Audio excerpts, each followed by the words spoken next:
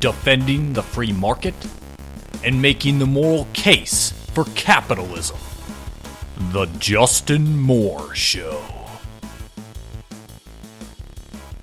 Hey everybody, welcome to the Justin Moore Show, where we make sense of what's going on in this crazy, insane, out of control world.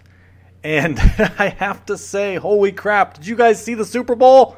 Holy smokes, when you thought it was over, it was not over, my friends. It was not. And actually, I could tell the exact moment when everything turned around. I'm watching the game with a few people. And you're just sitting there, and I don't watch football that much, so I don't know the names of players. I just know a few of them. When that one crazy catch happened where Tom Brady threw it, like the guy was able to catch it. I'm not sure who the receiver is. I know the one receiver for the Patriots is that guy Jones, Julio Jones. He's amazing. I don't know if he was the one that was in on this catch, but he's basically catching the ball between someone's legs as he's coming down, and like he lost control of it and then caught it again as it came down. I was so stunned. It was basically right at that moment, at that catch, when things started to turn around for the Patriots. Because prior to that, I was watching this first half, and I was telling the people next to me, it's like, whoa, I've never seen Tom Brady like this. Like, he was off his game. He was throwing passes that were way out of it. And, I mean, you can't just blame Tom Brady. Those receivers, some easy catches, they were dropping. You're like, what is going on? The Patriots, I always see them as this really solid team. They don't screw up, really. You know, from what I gather, when I just kind of watch a few football games a year. But I couldn't believe that first half. It was horrible. But I mean, if you guys didn't watch the Super Bowl, I think Atlanta was up. It was like 28-3, and that was sometime in the third quarter. And when you see a score like that, you're like, yeah, they're pretty much done, right? Well, when that catch happened that I was just describing, at that moment I could sense, whoa, the Patriots, they're finally turning things around. This is the Tom Brady I'm used to seeing, you know, and so I felt, you know what, these guys have a chance. And when they did make that catch, at that moment, I was telling the people I was watching when I was watching the game with, I'm like, God is a Patriots fan. That's what I was saying. And here the Patriots win the game. At the very end, they had to complete a 2-point conversion just to tie the game. And they did that in an overtime, the first overtime ever for a Super Bowl. The Patriots end up winning it. I mean, just a crazy game. And I'm sure for everyone watching, or I'm sure a lot of people, they just kind of tuned out after, you know, watching the third quarter, like, yeah, this isn't even close. It's a blowout, not even fun to watch. But that is amazing what happened. And, you know, seeing that Patriots game, it made me think, okay, you know what? I want to see, you know, how much Tom Brady's making a year. And I just kind of got curious about this stuff. So I went and I pulled up some information here. So actually, Tom Brady, just back in March of 2016, he went and he signed a 2-year contract of $41 million with the New England Patriots, okay? And so that's including a $28 million signing bonus. So that $28 million, that's guaranteed. And they're saying with an average salary of $20.5 million. So, I mean, that's pretty dang good. And I was really curious after reading that. It's like, okay, dang, that's a lot of money. And I know Tom Brady, his wife is that model. And she actually makes more money than he does. You know, so she's bringing home the bacon. So Tom Brady, the money he's making, you know, his lousy tens of millions, you know, that's just probably for, you know, entertainment expense account, that sort of thing. But if you go back to Tom Brady's last contract, which was from 2015 to 2017, it was a 3-year, $27 million contract. So here he just went from a 3-year, $27 million to a 2-year, $41 million contract. So his marketable value has increased, right? And how do you increase your market value? Well, by showing how valuable you are. Whether you're an employee or Tom Brady as a quarterback, he's the most winningest quarterback of all time. I mean, you know, like what Donald Trump, he says, you know, you stick with him, you're going to get tired of winning. Well, Tom Brady, with 5 Super Bowls, and Bill Belichick, he's the most winningest coach of all time at 5 Super Bowls. So this all just kind of gets me to think, because don't worry, guys. You guys are like, Justin, I don't want to hear you talk about football. We can tell you don't know what the hell you're talking about anyway. Okay, just hold off. I'm trying to tie this back in with economics, so just hold on just for a second.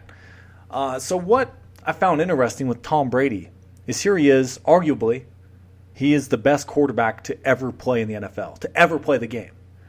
I mean, you can argue that, but I don't know. You can make a very, very good case that there's no question about it. He is the best, especially with just this last Super Bowl.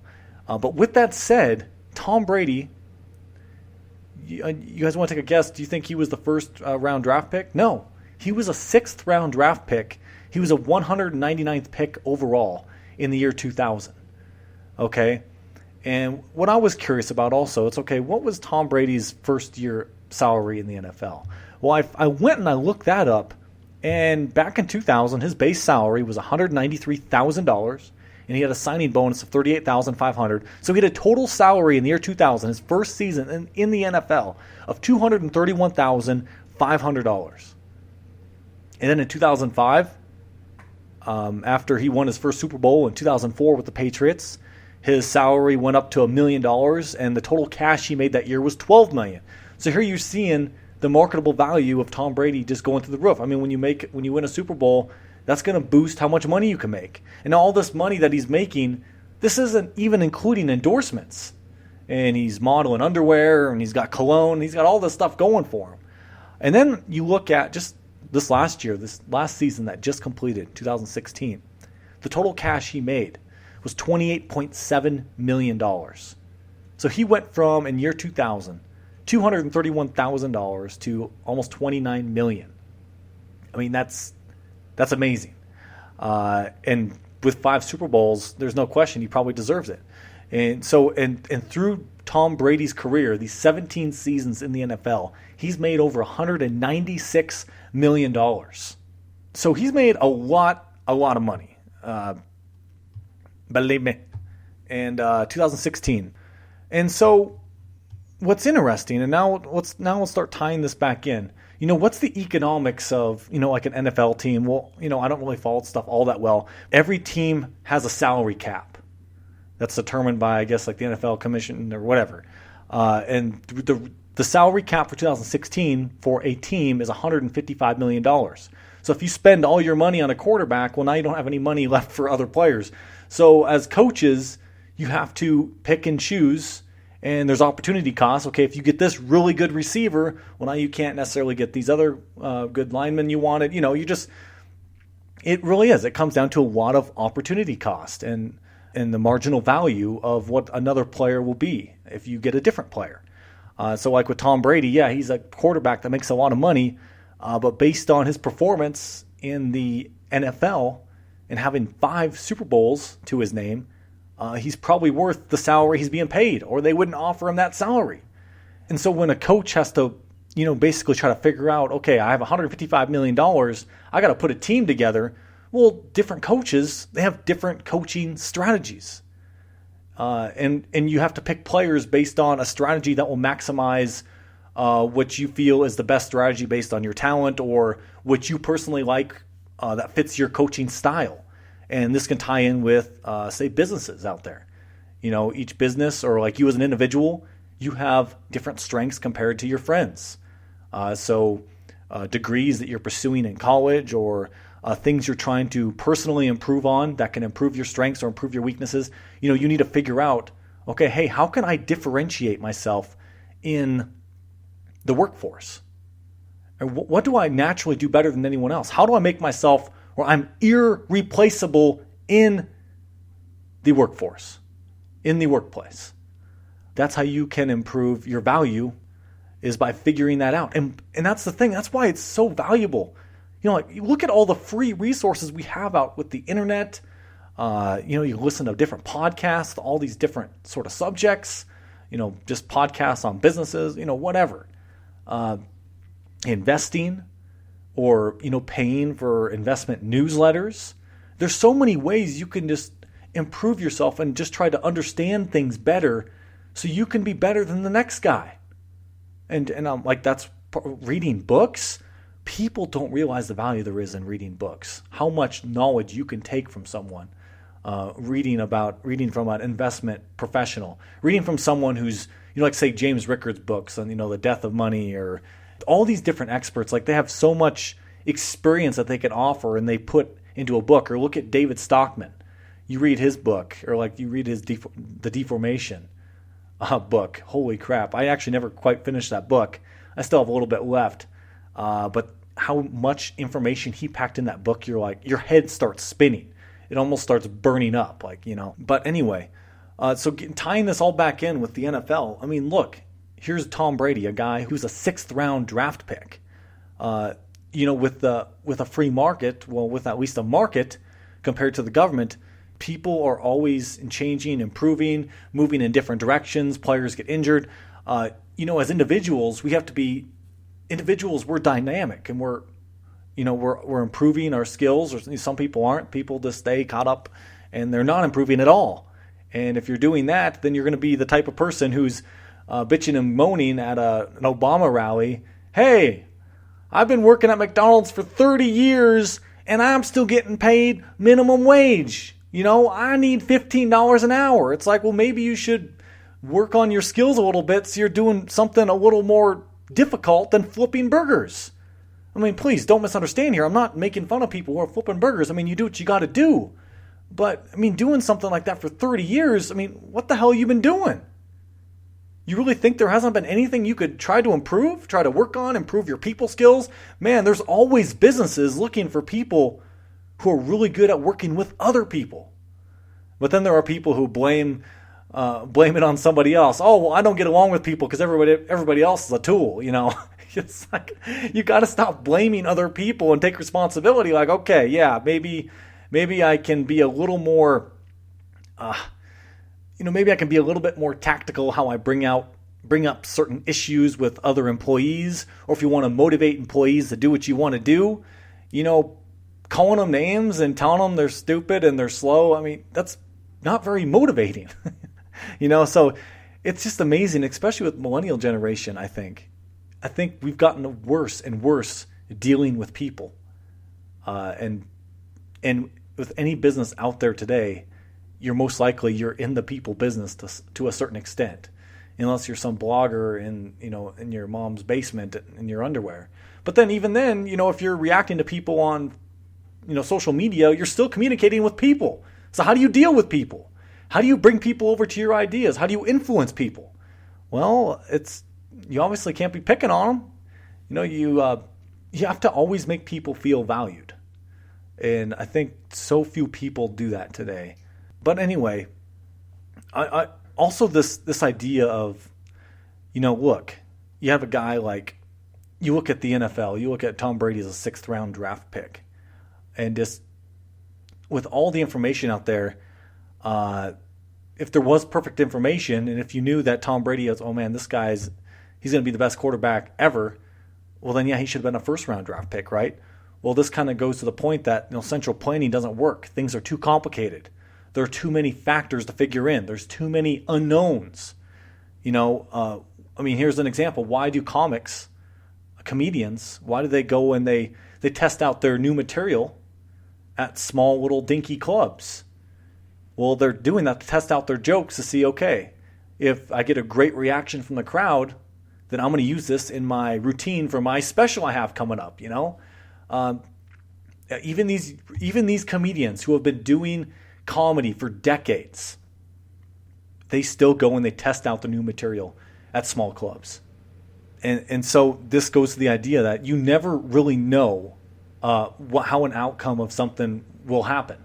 But, you know, when something does occur, then you have to be able to react to it. And it's in the free market, the private sector, they are the quickest to responding to new information.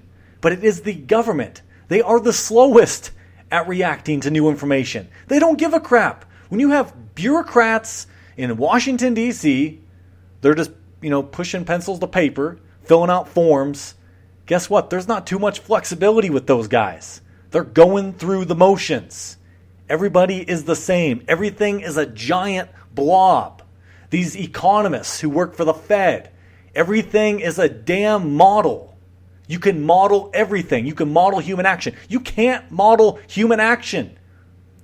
And actually, what was it? Was it Jeff Deist or was it Tho Bishop? They actually both did pieces at Mises.org kind of talking about the NFL a little bit. And I can't remember which one was referring to how, look, you can't model Look at how Tom Brady and the Patriots came back the last quarter of the game. The models were showing, look, there was an over 99% chance that the Atlanta Falcons are going to win.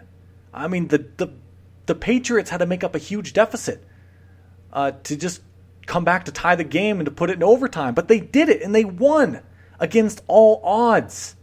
Well, the modeling didn't factor in, well, what's the drive of Tom Brady?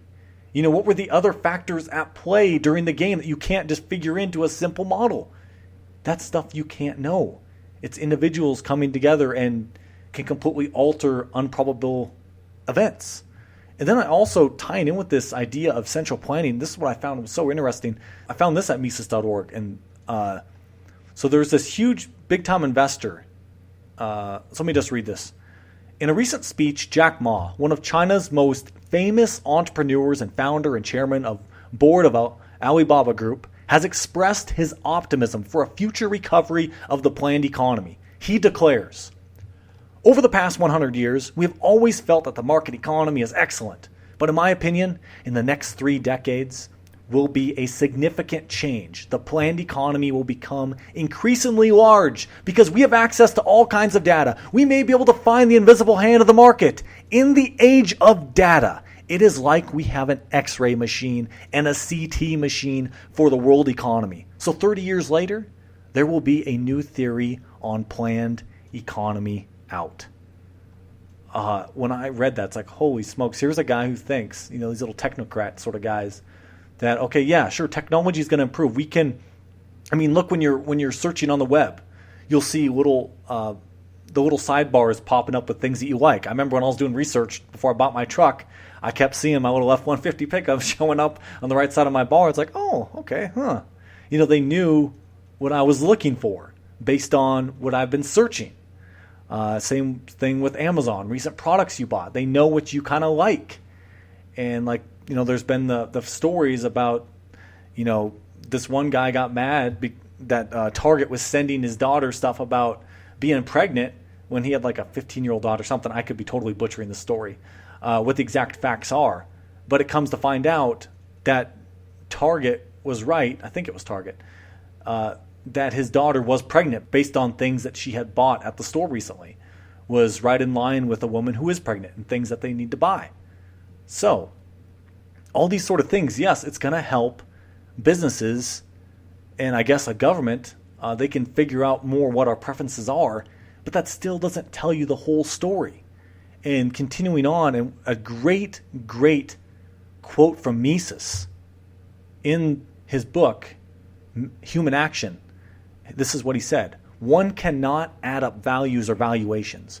One can add up prices expressed in terms of money, but not scales of preferences. There you go. That is so well said. That yes, you can look at things in terms of prices, but how do you know how someone values it compared to something else? You don't. Only the individual knows that. But here's another thing in terms of getting back to this Jack Ma who's saying, hey, look, the government, we'll be able to centrally plan in the future because of technology. But here's the thing: if you believe a central planner can do all this, he's missing one big thing, and that is the pricing system. When you have a centrally planned economy, there is no pricing system. At that point, when you have no prices, and I guess first off, but before I get to that, how do you determine what a price is? Well, in basic economics, supply and demand, that's what determines what a price is, right?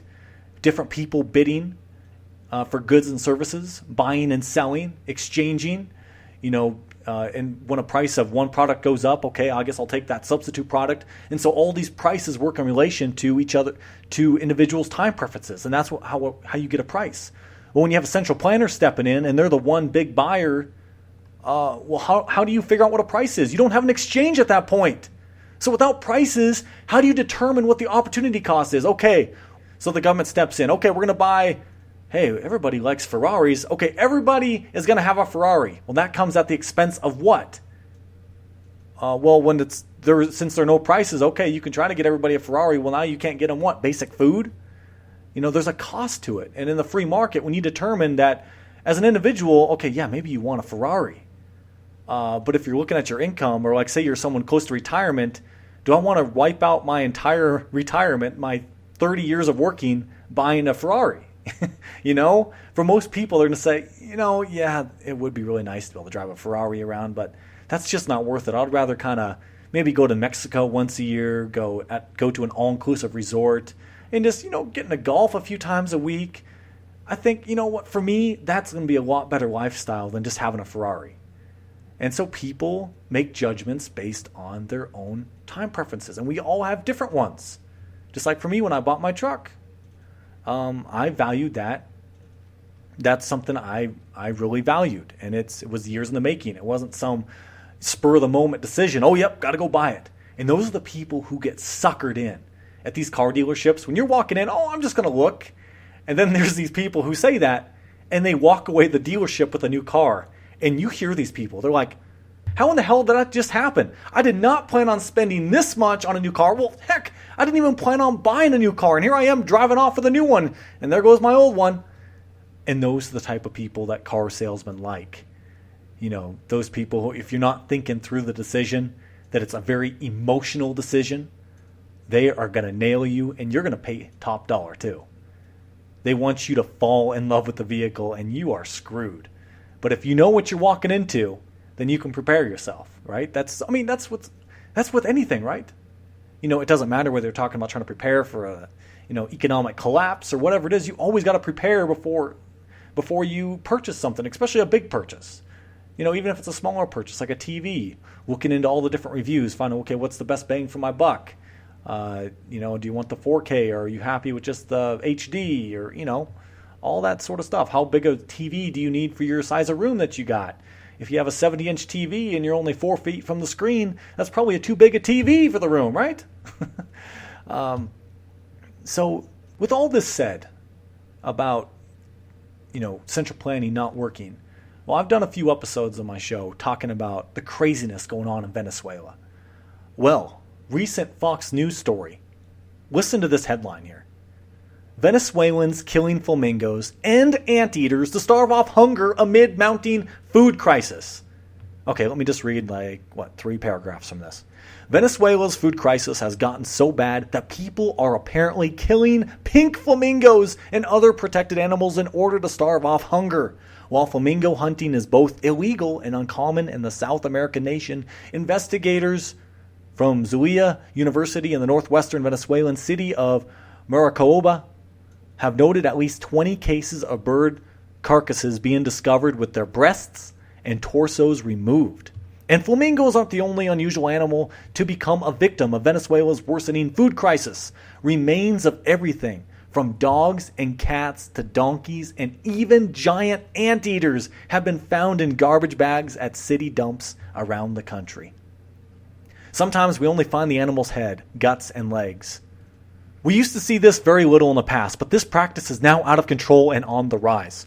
Robert Linares, Maricopa waste disposal worker, told the Miami Herald. Linares added he recently found on the street the remains of a dog that had been skinned and dismembered. Ladies and gentlemen, I know this is really hard to hear this, but this is all going on right now in Venezuela.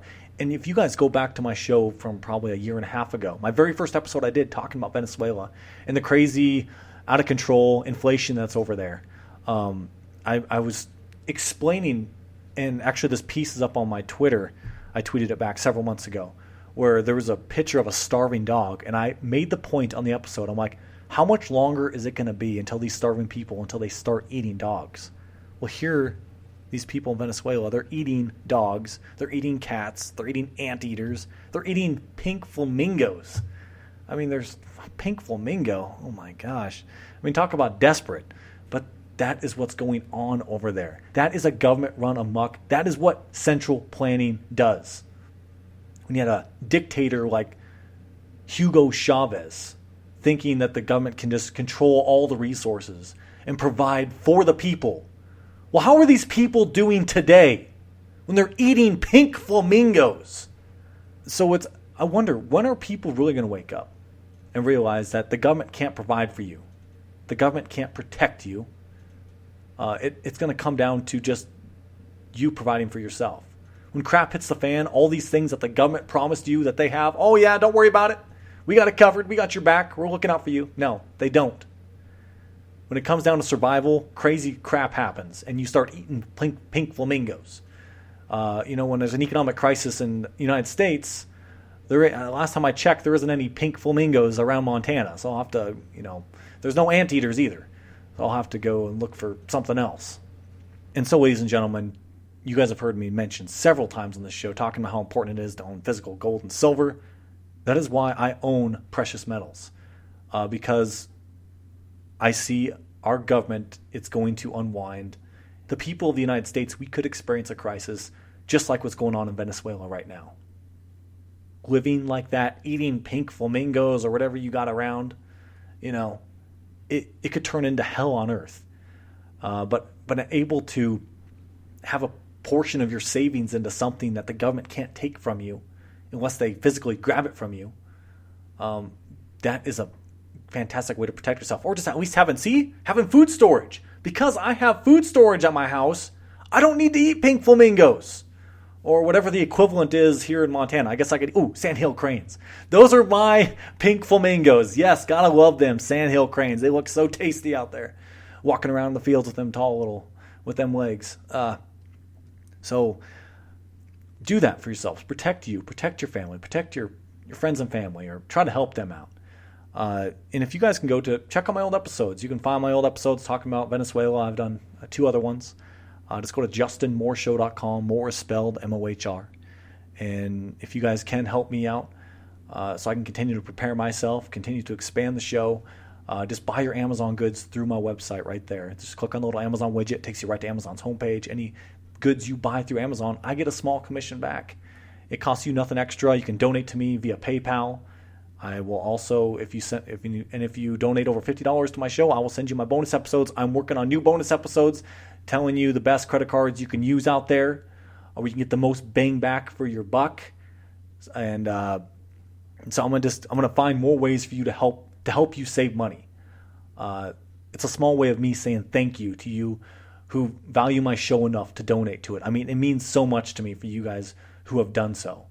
It's awesome. And I just thank you. And if more of you can do that, that'd be so fantastic. I would greatly appreciate it, so we can try to help make America great again. And so, yes, I borrowed that from Donald Trump. Thank you. So I thank you guys for being here. I will talk with all you guys next week, and I'm looking forward to it. This is Justin Mohr, signing off.